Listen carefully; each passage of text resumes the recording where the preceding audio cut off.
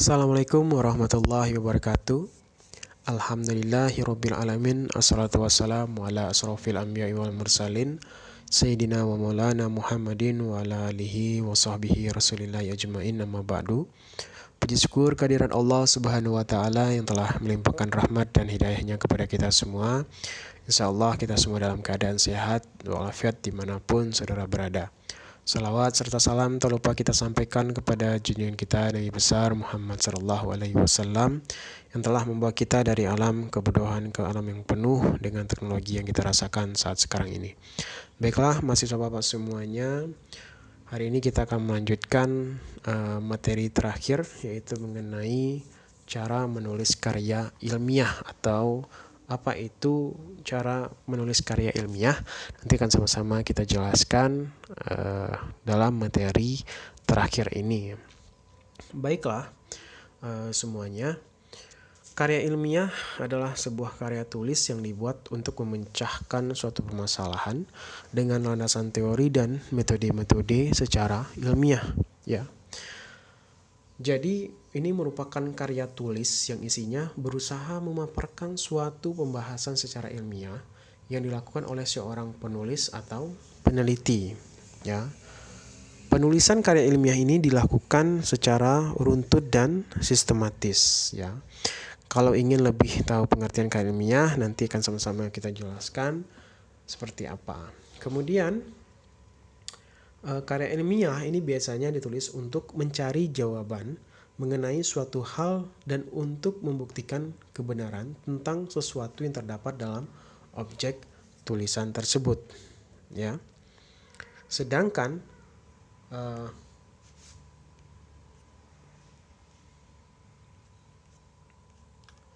karangan ilmiah ialah karya tulis yang memaparkan pendapat, baik gagasan, tanggapan, atau hasil penelitian yang berhubungan dengan kegiatan keilmuan, ya. Jenis karangan ilmiah yaitu diantaranya ada makalah, skripsi, tesis, disertasi, dan laporan penelitian. Ini menurut pendapat Finosa dalam Al-Ansah pada tahun 2008, ya. Dia mengklasifikasikan karangan menurut bobot isinya atas 3 jenis. Yang pertama ada karangan ilmiah, kemudian ada karangan semi ilmiah atau ilmiah populer yang sudah saya bahas sebelumnya, dan karangan non ilmiah, ya. Yang tergolong kalangan ilmiah antara lain itu ada makalah, laporan, skripsi, tesis, dan disertasi. Kemudian yang tergolong karangan semi ilmiah itu seperti editorial, opini, fitur, ada reportase. Kemudian yang tergolong dalam karangan non ilmiah antara lain ada anekdot, ada opini, ada dongeng, ada hikayat, cerpen, ada novel, roman, dan naskah drama. Nah, kemudian kita masuk kepada prinsip-prinsip umum yang mendasari penulisan sebuah karya ilmiah, ya. Yang pertama yaitu ada objektif. Artinya setiap pernyataan ilmiah dalam karya ilmiah harus didasarkan kepada data dan fakta. Nah, jadi ketika kita ingin menulis sebuah karya ilmiah, kita harus mencari datanya dulu, ya. Kemudian bagaimana fakta di lapangan? Apakah sudah sesuai dengan data yang sebenarnya dan fakta yang sebenarnya di lapangan. Kemudian ada prosedur atau penyimpulan penemuannya melalui penalaran induktif dan deduktif, ya. Setelah kita mengumpulkan data dan fakta, kita mulai melakukan penulisan menggunakan prosedur dan menyimpulkan hasil temuan kita tersebut, ya, menggunakan penalaran induktif dan deduktif. Kemudian rasional dalam pembahasan data, ya. Kita harus secara rasional membahas data yang kita olah tersebut, ya, harus sesuai dengan fakta yang sebenarnya di lapangan seperti apa. Ciri-ciri dari karya ilmiah Yang pertama harus logis. Artinya segala keterangan yang disajikan dapat diterima oleh akal sehat. Ya, harus logis ya. Memang apa adanya gitu. Nah, kemudian harus secara sistematis. Artinya segala yang dikemukakan ini disusun dalam urutan yang memperlihatkan adanya kesinambungan. Kita harus membuat pendahuluan terlebih dahulu, kemudian referensi penulis, pengalaman-pengalaman dari penulis, kemudian apa yang akan dibahas, kemudian mulai kita masuk kepada pembahasan dan diakhiri dengan sebuah kesimpulan. Ini harus dibuat secara sistematis di dalam sebuah karya ilmiah. Kemudian ada disebut sebagai objektif, ya. Artinya segala keterangan yang dikemukakan merupakan apa adanya, ya, harus secara logis dan secara objektif. Kita harus menulis karya ilmiah ini harus sesuai dengan fakta yang sebenarnya. Kita tidak bisa membuat ini tidak secara objektif, ya, harus apa adanya yang ada di lapangan. Kemudian harus lengkap. Artinya segi-segi masalah yang diungkapkan harus dikupas selengkap-lengkapnya. Kita harus lengkap, ya, pembahasan dari materi dari data yang kita olah, ya, kita harus mengolahnya secara rinci, kemudian mendapatkan hasil yang sebenarnya dan kita paparkan dalam sebuah karya ilmiah kita. Ini harus secara lengkap dikupas secara tuntas, ya, selengkap-lengkapnya di dalam karya ilmiah tersebut. Ini disebut sebagai kelengkapan yang harus dimiliki oleh karya ilmiah. Kemudian harus secara lugas. Artinya pembicaraan harus langsung kepada hal-hal pokok, ya. Kemudian saksama, artinya berusaha menghindari diri dari segala kesalahan betapapun kecilnya, ya. Kita harus secara lugas membicarakan langsung pada pokok pembahasan. Jangan hal-hal yang tidak penting atau mengambang, kita harus jauhkan itu. Jangan sampai dimasukkan ke dalam sebuah karya ilmiah. Ini akan membuat orang berpikir lain terhadap tulisan kita, ya. Dan harus kita lakukan secara seksama. Jangan sampai ada kesalahan-kesalahan yang tidak penting yang kita lakukan sehingga membuat tulisan kita menjadi tidak baik. Kemudian harus jelas. Artinya, segala keterangan yang dikemukakan dapat mengungkapkan maksud secara jernih, ya. Kemudian kebenarannya dapat diuji secara empiris, ya. Kemudian harus terbuka, yakni konsep atau pandangan keilmuan ini dapat berubah seandainya muncul pendapat baru, ya. Jadi kita harus menggunakan konsepnya secara terbuka, ya, menurut pandangan keilmuan yang ada. Misalkan ada pendapat yang baru, ini mungkin saja bisa memperbaharui dari tulisan kita tersebut. Kemudian berlaku untuk umum, yaitu semua kesimpulan-kesimpulannya berlaku bagi semua populasinya, ya. Kemudian siapa saja bisa melihat dan membaca hasil tulisan dari yang sudah kita buat, ya. Kemudian penyajian ini menggunakan ragam bahasa ilmiah dan bahasa tulis yang lazim digunakan di dalam bahasa Indonesia yang baik dan benar, ya. Kemudian harus tuntas, artinya segi masalah dikupas secara mendalam dan selengkap-lengkapnya. Pada dasarnya, metode ilmiah ini menggunakan dua pendekatan. Yang pertama ada pendekatan secara rasional dan pendekatan secara empiris. Rasional maksudnya berupaya merumuskan kebenaran berdasarkan kajian data yang diperoleh dari berbagai rujukan atau literatur-literatur yang ada. Kemudian, sedangkan pendekatan empiris yaitu berupaya merumuskan kebenaran berdasarkan fakta yang diperoleh dari lapangan atau hasil percobaan yang ada di dalam sebuah laboratorium, ya. Bisa secara empiris dan bisa secara rasional. Kemudian, karangan ilmiah memiliki beberapa tujuan, antara lain yang pertama harus bisa memberikan penjelasan yang nyata dan jelas mengenai hasil penelitian yang dia lakukan di dalam tulisan karya ilmiahnya. Kemudian dia harus memberikan komentar dan penilaian yang bisa membuat seseorang dapat memahami dari karya ilmiah tersebut. Kemudian bisa memberikan saran dalam hasil karya ilmiah yang sudah dibuatnya sehingga mendapatkan suatu kesimpulan yang bisa membuat sesuatu menjadi lebih baik lagi.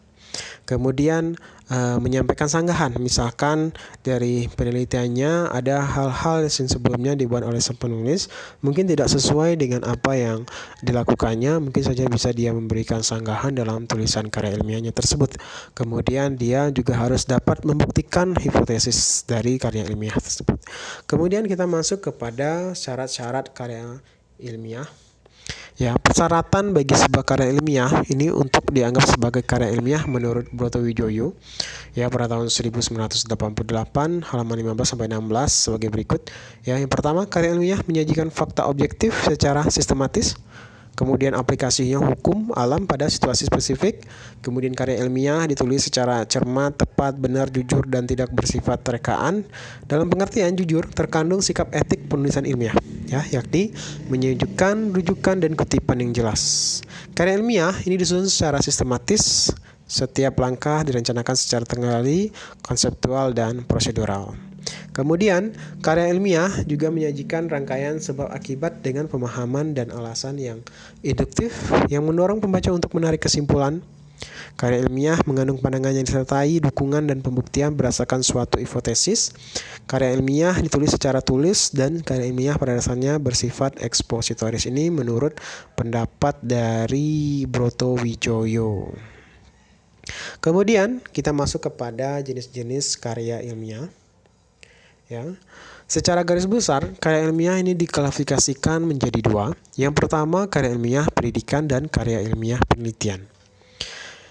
Kita bahas pertama karya ilmiah pendidikan atau disebut sebagai orang banyak bilang paper atau karya tulis. Ya, ini adalah karya ilmiah yang berisi ringkasan atau resume dari suatu mata kuliah tertentu atau ringkasan dari suatu ceramah yang diberikan oleh dosen kepada mahasiswanya. Ini menurut Suroto dan Supriyadi. Kemudian ada yang disebut sebagai praskripsi, yaitu karya ilmiah ini diisyaratkan bagi mahasiswa pada jenjang akademik atau setingkat D3, diploma 3. Ini menurut Joto dan Supriyadi. Kemudian ada skripsi, yaitu penulis hanya mengacu pada dan menggunakan teori-teori tersebut dalam bentuk kerangka pemikiran yang sama untuk menjawab masalah penelitian atau menguji hipotesisnya. Kemudian ada tesis, yaitu penulis mengacu dan menggunakan teori-teori yang telah ada tersebut dan mengembangkannya sendiri dalam bentuk kerangka pemikiran untuk menjawab masalah penelitian atau menguji hipotesisnya.